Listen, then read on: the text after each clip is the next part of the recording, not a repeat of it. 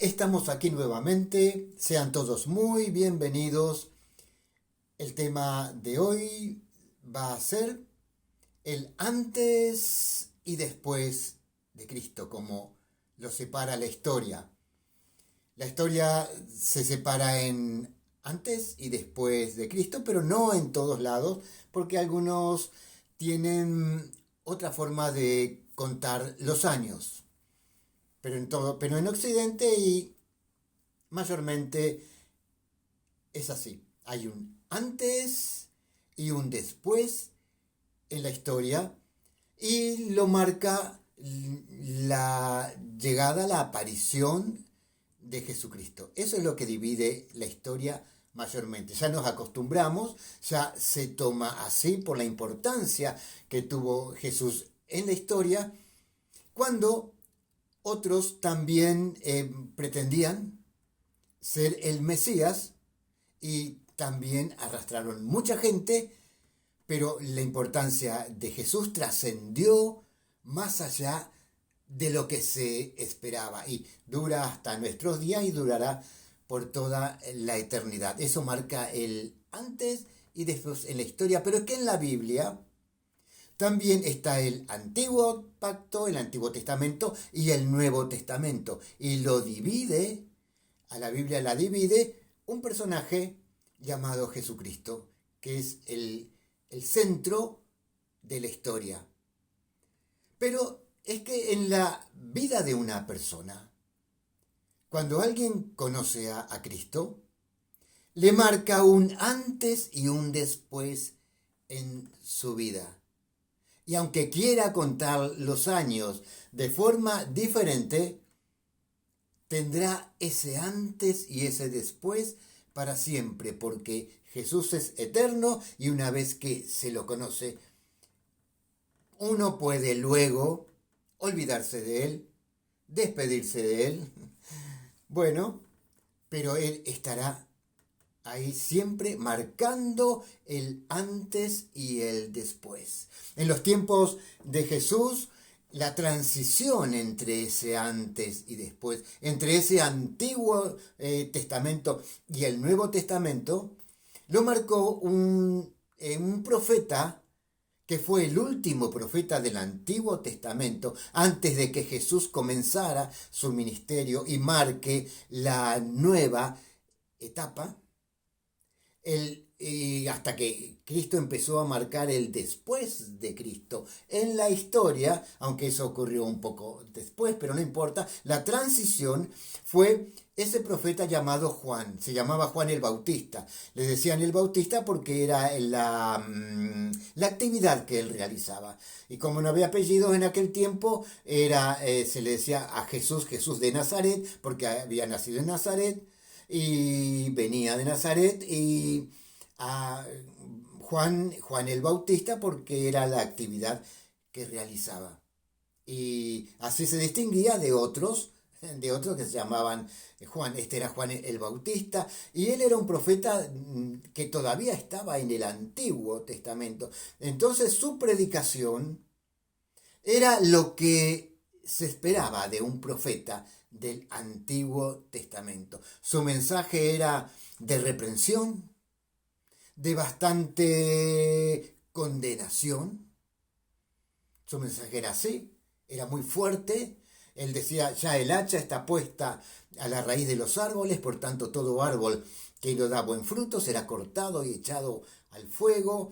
Arrepentíos o pereceréis. Y bueno, así era su predicación típica del Antiguo Testamento, cuando se reprendía al pueblo para que no se alejara de los caminos de Dios.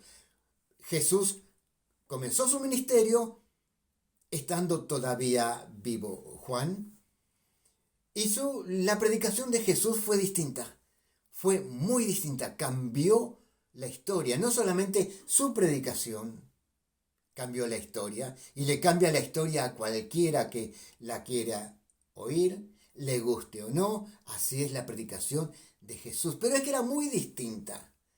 Jesús cambió la historia y él empezó predicando de otra manera. Si bien también Jesús se situaba en el Antiguo Testamento, pero él ya comenzó a cambiar, ya comenzó a cambiar. Y sus primeras palabras, su primer mensaje, registrado por ejemplo, en uno de los evangelios que se le atribuye a Marcos, que fue el primero que se escribió, aunque está segundo en orden, pero Jesús decía, el tiempo se ha cumplido, decía Jesús. Aquí llegó algo nuevo, aquí llegó Jesús, y el tiempo de angustia hasta hoy, el tiempo de error hasta hoy, se ha cumplido. Listo. Y dice, el reino de los cielos se ha acercado. Arrepentíos y creed en el Evangelio. Podemos verlo en el próximo video, podemos ver qué importancia tiene estos 3 pasos que Jesús empezó a delinear. Era un mensaje nuevo, muy nuevo, un mensaje de esperanza. Y Jesús dijo, aquí marcamos el final de la historia. Toda la historia venida mal hasta este día, lo cortamos. Ahora acá se terminó. Con Jesús terminó el mal. Dice, el tiempo se ha cumplido. Lo que esperábamos de Dios vino. Y dice, el reino de los cielos se ha acercado. O sea, la bendición de Dios está ahora al alcance de todos. Ha descendido hasta aquí. Todo está a tu disposición. Entonces uno se pregunta, ¿y entonces qué hay que hacer? Dice, arrepentíos y crean en esta buena noticia. Arrepentíos, que uno desde chico lo percibe como un me arrepiento, uy, hice algo malo, me arrepiento, es parte, sí, por supuesto. O el otro, por mi culpa, por mi grandísima culpa, como se nos enseñó a rezar. Todo eso sí es parte del arrepentimiento. Pero la palabra realmente, la palabra arrepentimiento, significa cambien de actitud. Eso es lo que significa. Y dice, cambien de mentalidad.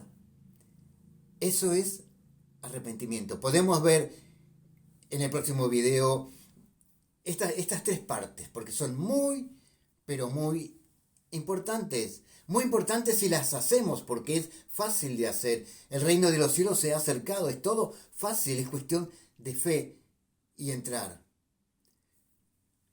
El que el tiempo se ha cumplido también es parte de nuestra responsabilidad. Quitarnos de la cabeza el pasado.